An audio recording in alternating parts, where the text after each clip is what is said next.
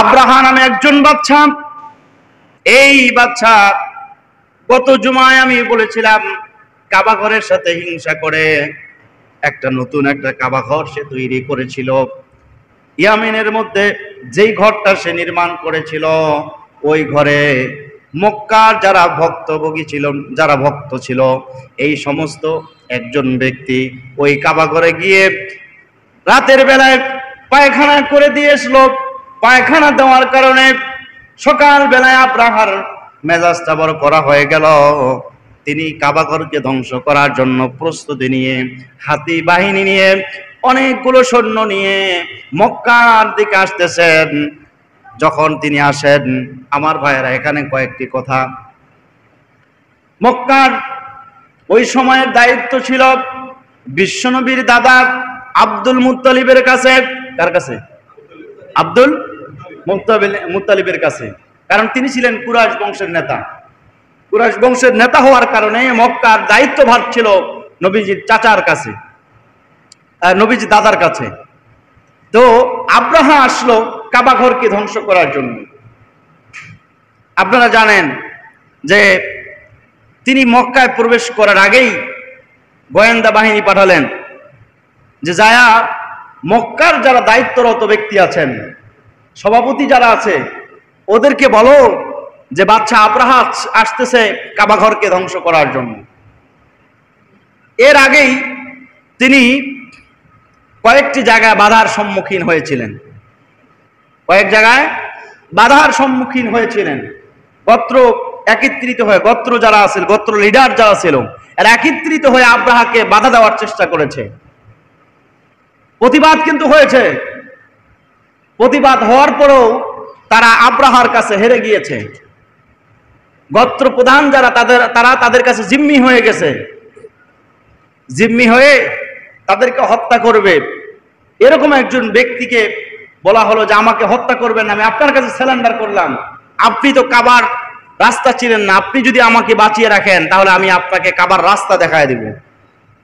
আব্রাহা চিন্তা করলো যে কাবার রাস্তা দেখায় দিবে, তার মানে তো আমাকে একজন ব্যক্তির দরকার আছে, এরকম পরিচিত একজন ব্যক্তির দরকার আছে। এজন্য তিনি তাকে ছেড়ে দিলেন, মানে মুক্তি দিলেন এই শর্তে যে তোমরা আমার সাথে থাকবে, তোমাকে ছেড়ে দেওয়া হবে না, হলে তোমাকে হত্যা করতাম। এই ব্যক্তি জিম্মি হয়ে ওই আব্রাহার সাথে থাকলেন। আব্রাহার যে বাচ্চা, একদিক দিয়ে তিনি গোয়েন্দা পাঠালেন যে ওখানে গিয়ে খবর দেখে আসো কি অবস্থা। আরেক দিক দিয়ে কিছু বাহিনী তিনি পাঠালেন যে মক্কায় যার যা আছে সম্পদ লুণ্ঠন করে নিয়ে আসো, মানে ডাকাতি করে নিয়ে আসো। তো ডাকাতি করে অনেকগুলো ভেড়া, বকরি, দুম্বা এগুলো নিয়ে চলে আসছে। ওই দুম্বাগুলোর মধ্যে, বকরিগুলোর মধ্যে নবীজির দাদা আব্দুল মুত্তালিবেরও অনেকগুলো বকরি ছিল, 200-র উপরে। খবরটা যখন রসুলের দাদার কাছে গেল যে আব্রাহা বাদশা আসছে কাবা ঘরকে ধ্বংস করার জন্য, তোমাদের যদি কোনো কথা থাকে তাহলে তোমরা তার সাথে দেখা করতে পারবে। তো আব্দুল মুত্তালিবের যে গোত্র, কুরাইশ বংশ, এনারাও সাপোর্ট দিল যে আপনি গিয়ে তার সাথে কথা বলেন। আব্দুল মুত্তালিব চলে আসলেন আব্রাহার সামনে। ইতিহাস হচ্ছে যে আব্রাহা এতবারই একজন দাপটশালী বাচ্চা হওয়ার পরেও নবীজির দাদাকে দেখে দাঁড়িয়ে গিয়েছিলেন। সুবহানাল্লাহ।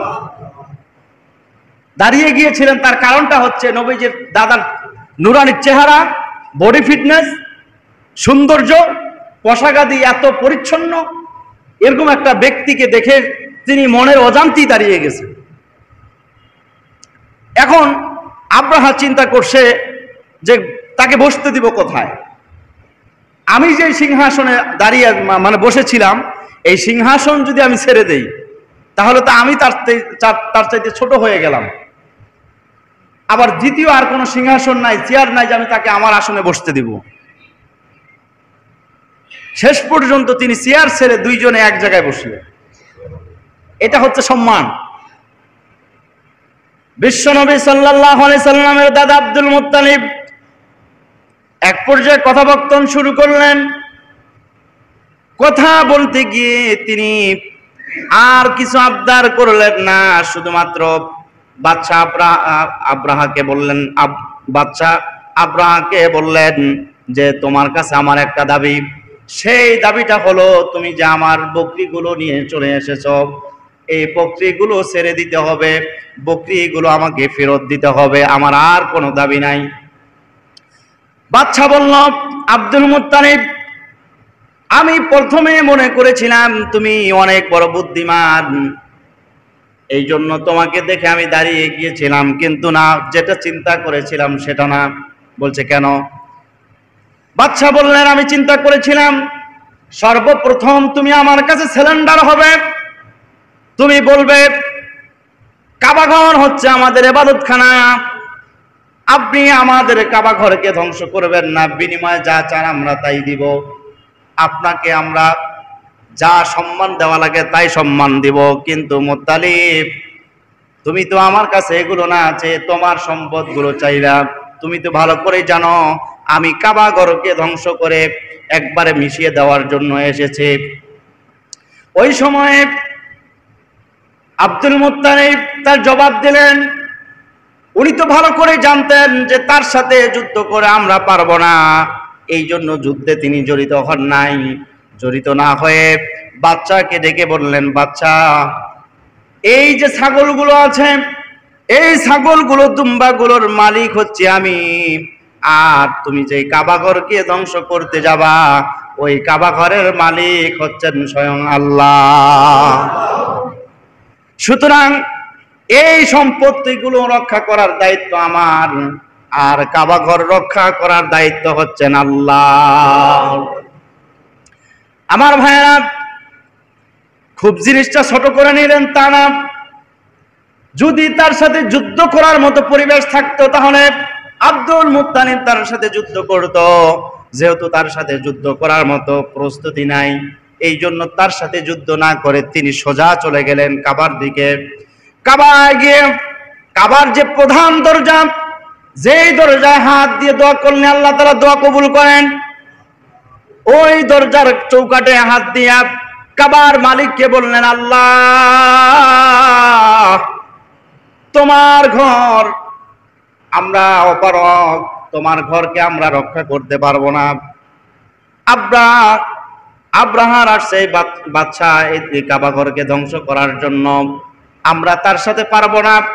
ও মালিক, তোমার ঘরকে তুমি রক্ষা করো, তোমার ঘর যদি ভেঙ্গে ফেলে গোটা পৃথিবীতে মুসলমানরা, গোটা পৃথিবীতে কাবার ভক্ত অনুসারীরা বিচ্যুতি হয়ে যাবে, তোমার প্রতি আস্থা কমে যাবে। এইভাবে কান্নাকাটি করে আব্দুল মুত্তালিব দোয়া করলেন। দোয়া করে আব্দুল মুত্তালিব সহ কুরাইশ বংশের অনেকগুলো ব্যক্তি, আশেপাশের যারা কাবা ইবাদত করে, কাবা ঘরের মধ্যে ইবাদত করে, এই ব্যক্তিগুলো সোজা চলে গেল পাহাড়ের দিকে।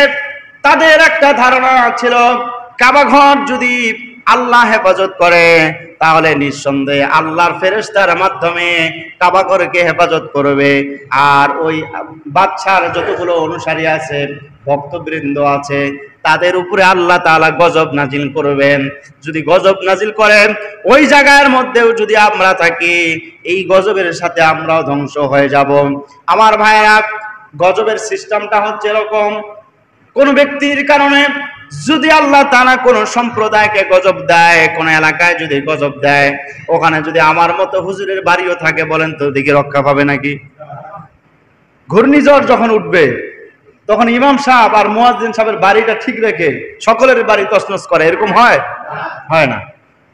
তো আল্লাহর গজব যখন চলে আসে তখন কে আমলদার আর কে আমল করে না এটা আল্লাহ তাআলা দেখে না, কে ইমানদার আর কে বেঈমান এটা আল্লাহ তাআলা দেখে না। গজব আসছে, ঘটনাস্থলে যারা আছে সবাই এই গজবের সাথে ধ্বংস হবে। আব্দুল মুত্তালিব বিচক্ষণ ব্যক্তি ছিলেন, এই জন্য তিনি বুঝতে পেরেছেন যেখানে থাকলে আমার উপরে গজব আসতে পারে, চলে গেলেন। এখন এই বাচ্চা চিন্তা করলো যে আব্দুল মুত্তালিব, আমি মনে করেছিলাম আমার কাছে সিলিন্ডার হবে, কাবাঘরকে ধ্বংস না করে হয়তো কোন শর্ত দিয়ে আমি ফেরত যাব। যেহেতু তারা কেউ আমার কাছে সিলিন্ডার করলো না, তার রাগটা আরো বেড়ে গেল, তারা আমাকে সম্মানই করলো না। তার মনের ভিতরে জেদটা বেড়ে গেল যে তারা আমাকে সম্মানই করলো না। আসছি যেহেতু কাবাকে ধ্বংস করেই ছাড়ব।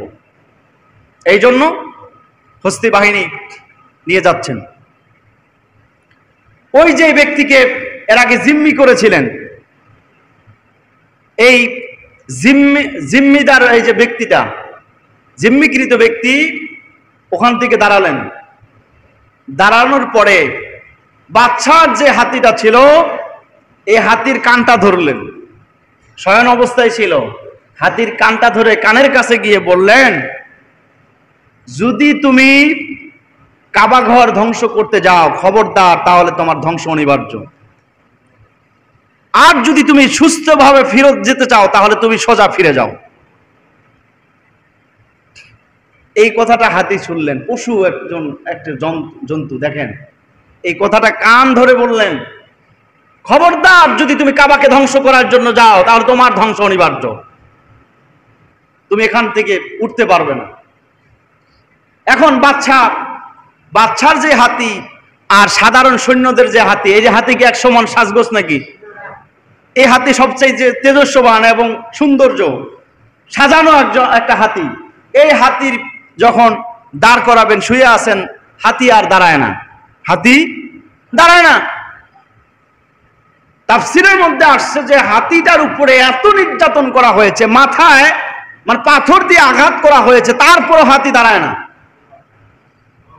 এরপরে লোহার শিক দিয়ে পেটে মানে হানা দিয়ে রক্তাক্ত করেছে, হাতি দাঁড়ায় না। হাতি কাবার দিকে এক পা উঠায় না। আর যখন পিছনের দিকে যাচ্ছে তখন হাতি চাড়াম করে দাঁড়িয়ে আবার সামনে মানে পিছনের দিকে ব্যাক হয়ে যাচ্ছে। আবার যখন হাতিকে ঘোরানোর চেষ্টা করছে, হাতি এক পা দাঁড়ায় না।